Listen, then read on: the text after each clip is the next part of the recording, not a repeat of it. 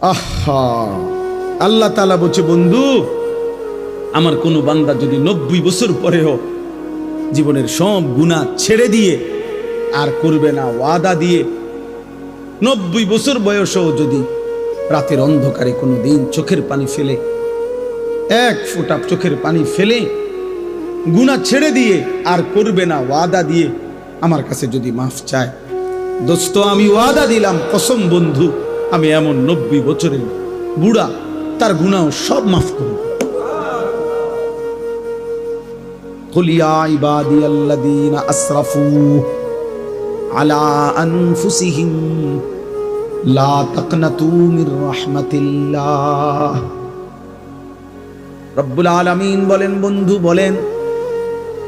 ও আমার বন্ধু আপনি বলে দেন, হে আমার বান্দা, আল্লাহ বলতেছেন আমার বান্দা শোনো না,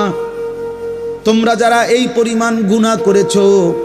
যে নিজের জীবনটাকে জুলুম করে শেষ করে ফেলেছো, জীবনে বলতে কোনো নেকি নাই, ডানে বামে কোনো নেকি নাই, গুনায় গুনায় ভরা জীবন তোমাদের পুরা ডুবে গেছে।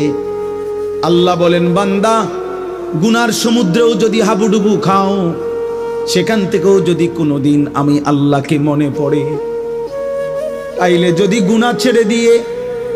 আর করবা না ওয়াদা দিয়ে আমি আল্লাহর দিকে এক কদম ফিরে আসো বান্দা। আর যদি বলো মাওলা জীবনভর আমি আপনাকে নারাজ করেছি, আর করব না মাওলা, আপনার নাফরমানি করব না মাওলা, আমি তওবা করলাম মাওলা, গুনাহ ছেড়ে দিলাম,